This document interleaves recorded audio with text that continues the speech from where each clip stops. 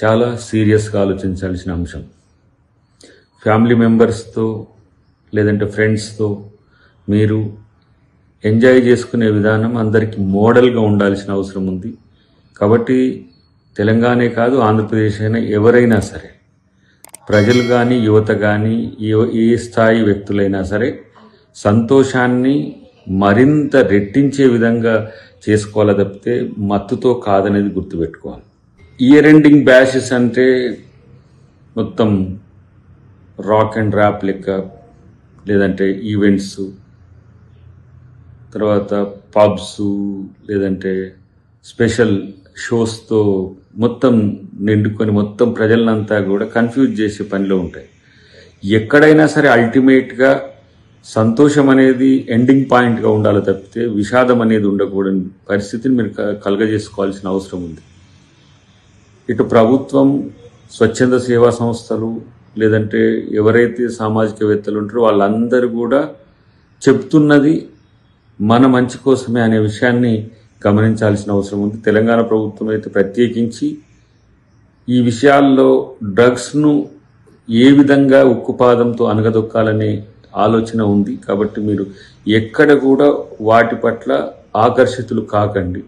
ఎక్కడైనా మీకు ఆ సమాచారం వచ్చే తిరుగుంటే 100కి కానీ మిగతా ఇతరత్ర వ్యవస్థలకు మీరు సమాచారం అందియండి. మద్యం కూడా ఈరోజు మితిమీరి తీసుకున్న పరిస్థితుల్లో కుటుంబాలు ఏ రకంగా ఇబ్బందులు పడుతున్నాయో మీరందరూ కూడా చూస్తున్నారు. కాబట్టి కేవలం year ending happy new year అంటే మత్తుతోనే కాదు సంతోషంతో ఉండాలనే అంశాన్ని ముఖ్యంగా యువత ముందు గుర్తుంచుకోవాల్సిన అవసరం ఉంది. ఎందుకంటే వాళ్ళే రేపు దేశానికి వెన్నుముక. కాబట్టి ప్రభుత్వం కూడా యువత లక్ష్యంగా, లేదంటే ఎవరైతే న్యూ ఇయర్ సెలబ్రేషన్స్ చేసుకుంటారో వాళ్లకు మద్దతుగా ఉండేటట్టుగానే ఒక లిమిటేషన్తో పోలీస్ అధికారులు మీకు అవకాశాన్ని కల్పించారు. వాళ్ళకు సహకరించండి.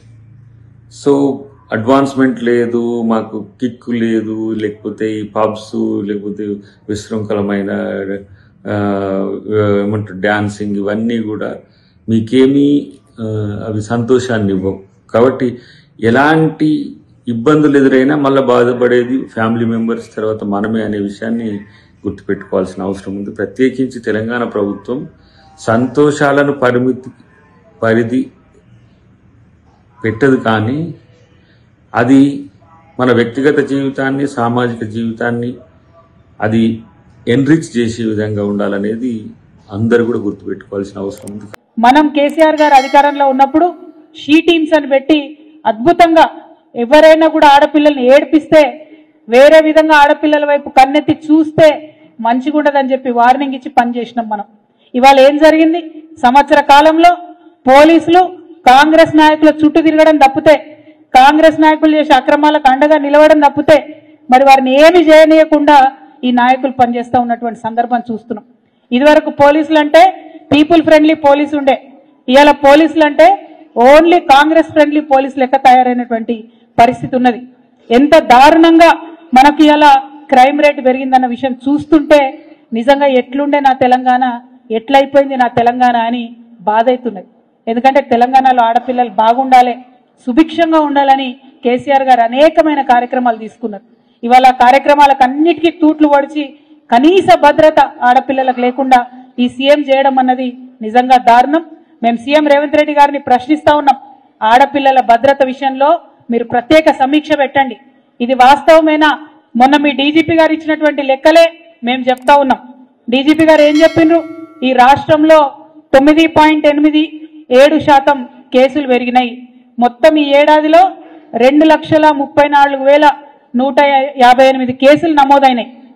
అందులో దాదాపుగా 3,000 అంటే 2,945 అత్యాచారాల కేసులు, అట్లానే మొత్తం మహిళలపై దాడులు, వేధింపులు ఇవన్నీ కలుపుకుంటే 19,922 కేసులైనాయి మహిళల మీద. అంటే ఎంత భయంకరమైన పరిస్థితి ఉందో ఒక్కసారి మనం ఆలోచించుకోవాలి. ఇలా లేనిది లేదు, అత్యంత దారుణంగా ఉన్నటువంటి పరిస్థితి. ఇంకా ఘోరం ఏంటంటే ఆనాడు మనం కేసులైతే వాళ్ళకి శిక్ష పడేలాగా చూసేది. ఇవాళ శిక్ష రేటు కూడా, కన్విక్షన్ రేటు కూడా చాలా తగ్గిపోయినటువంటి పరిస్థితి. ఒక పక్క నేరాలు పెరిగినాయి, ఇంకొక పక్క కన్విక్షన్ రేట్ తగ్గిపోయింది. మరి ఈ విషయాల్ని గౌరవ ముఖ్యమంత్రి గారు చాలా సీరియస్ గా తీసుకొని మహిళా భద్రత విషయంలో ఈ రాష్ట్రంలో తప్పకుండా సమీక్ష జరపాలని చెప్పి మేము డిమాండ్ చేస్తా ఉన్నాం. మనం బీఆర్ఎస్ పార్టీ అధికారంలో ఉన్నప్పుడు గత ఏడాది 39,371 మందికి శిక్షలు పడేలాగా చేస్తే ఈసారి 28,000 మందికి మాత్రమే శిక్ష పడ్డది. అంటే పెరిగినటువంటి క్రైమ్ రేట్ కాకుండా అత్యంత తక్కువగా ఈ కన్విక్షన్ రేట్ ఉండడం అనేది మరి పోలీసులు పటిష్టంగా కేసుల నిర్మాణం చేస్తలేరు అనడానికి డైరెక్ట్ ఉదాహరణ. కాబట్టి నేను గౌరవ ముఖ్యమంత్రి గారిని నిజామాబాద్ జిల్లా నుండి మా ఆడబిడ్డల తరఫున రిక్వెస్ట్ చేస్తా ఉన్నాను.